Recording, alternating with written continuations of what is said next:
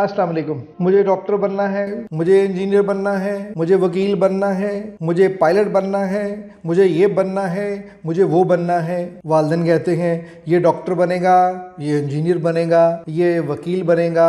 हमारे खानदान में एक वकील है, एक डॉक्टर है, एक पुलिस में है, एक आर्मी में है। अरे किस चक्कर में पड़ गए हो यार। बच्चे को वो काम करने दो जो वो बेहतरीन कर सकता है। वो वकील अच्छा बन सकता है तो उसको अच्छा वकील बनाओ। वो अच्छा बिजनेसमैन बन सकता है तो उसको अच्छा बिजनेसमैन बनाओ। अगर वो अच्छा सिंगर बन सकता है, अच्छा आर्टिस्ट बन सकता है, अच्छा एडमिनिस्ट्रेटर बन सकता है, अच्छा फाइटर बन सकता है, अच्छा फॉलोअर बन सकता है, तो उसको मेरे भाई वो बनाओ। आप उससे वो काम करवाने जा रहे हो जो वो बेहतरीन कर ही नहीं सकते। तो आप बच्चे को या आप खुद वो काम करें, वो प्रोफेशन चूज करें, वो करियर चूज करें, वो प्रोफेशन, वो काम जो आप बेहतरीन कर सकते हैं। मैं बेहतरीन सिंगर नहीं हो सकता, मुझे पता है कि मेरा वोकल कॉर्ड, मुझे पता है मेरा साउंड बॉक्स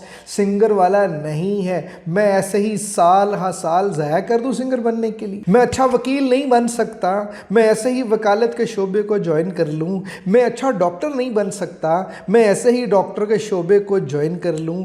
मैं अच्छा एडमिनिस्ट्रेटर नहीं बन सकता, मैं अच्छा टीचर नहीं बन सकता, तो ऐसे ही उसको मैं ज्वाइन कर लूं। सारी जिंदगी रोता ही रहूंगा। तो फिर क्या करना चाहिए? तो मेरे भाई, मेरे बेटे, मेरे दोस्त, मेरी जान, आपको वो काम करना चाहिए जो आप बेहतरीन कर सकते हैं। तो सर मैं कौन सा काम बेहतरीन कर सकता हूं? हाँ, ये सवाल है कि आपको ये पता लगाना है कि आप कौन सा काम बेहतरीन कर सकते। तो अल्टीमेटली बात यही है कि आप वही काम बेहतरीन कर सकते हैं जिस काम को करने की खूबी आप में है। खूबी, ओ यस खूबी, तो यानी टैलेंट आपके अंदर है, यानी आपका जो एप्टीट्यूड है वो जो है वो आपको बताएगा कि आप क्या बेहतरीन कर सकते। तो आप बेहतरीन सिंगर बन सकते हैं, आप बेहतरीन डॉक्टर बन सकते हैं, आप बेहतरीन आर्मी ऑफिसर बन सकते हैं, आप बेहतरीन कस्टमर कलेक्टर बन सकते हैं, आप बेहतरीन ऑडिटर बन सकते हैं, आप बेहतरीन फाइनेंस मैनेजर बन सकते हैं, आप बेहतरीन सेल्स पर्सन बन सकते हैं।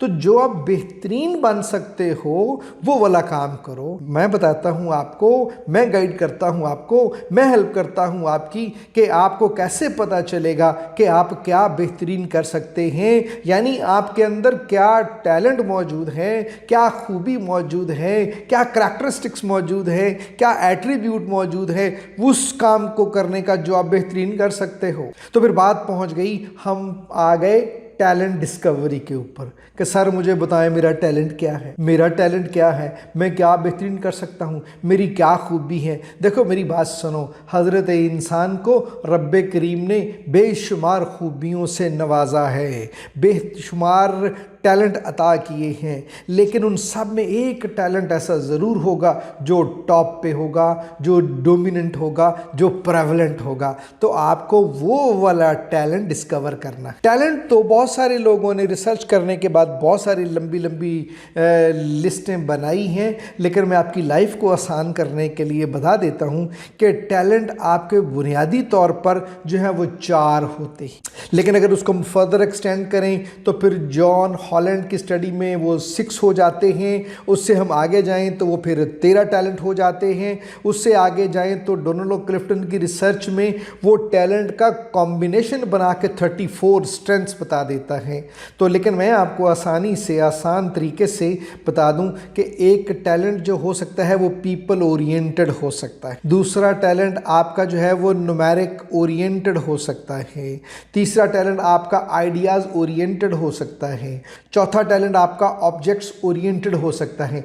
तो आपने इन चारों में देखना है कि आपका डोमिनेंट टैलेंट कौन सा है। तो जब आपको अपने डोमिनेंट टैलेंट का पता चल जाए तो फिर उसके साथ बाकी जो सेकंड पे या थर्ड पे या फोर्थ पे आपका टैलेंट है तो उसको फिर आपने किस तरह से कंबाइन करना है, कंबाइन करके फिर आपने ऑक्यूपेशन को चूज करना है। अभी हमने 4 की बात की, तो 4 में आप इसको पोनी से याद रखें, people, objects, numerics and ideas oriented talents, या इसको आप तीनों से याद रखें, पीपल ओरिएंटेड टैलेंट कह लें, आप इसको आइडियाज इनोवेशन ओरिएंटेड टैलेंट कह लें, आप इसको numerics numeral digits figures oriented talent कह लें, या इसको आप जो है वो ऑब्जेक्ट्स या थिंग्स ओरिएंटेड टैलेंट कह लें। लेकिन जब ये 4 कर लेंगे तो फिर हम अगली स्टेज की तरफ मूव करते हैं जी। अब 4 के बाद हम जो बात करेंगे कि 4 टैलेंट के बाद हम 6 टैलेंट जो है वो किस तरीके से होते हैं। तो अब 4 से ही 6 में जो कन्वर्ट होना है तो उसमें पहला जो है वो आप वो जो थिंग्स हैं यानी जो ऑब्जेक्ट्स ओरिएंटेड टैलेंट है उसको हम बोलते हैं अकॉर्डिंग टू जॉन हॉलैंड कि वो रियलिस्टिक टैलेंट कहलाता है, यानी रियलिस्टिक पर्सनैलिटी कहलाती है। यानी रियलिस्टिक यानी वो लोग जो खुद हाथों से काम करना जो है वो पसंद करते हैं, उनको वो एक और टर्मिनोलॉजी में भी हम इस कहते हैं, उसको डूअर्स बोलते हैं।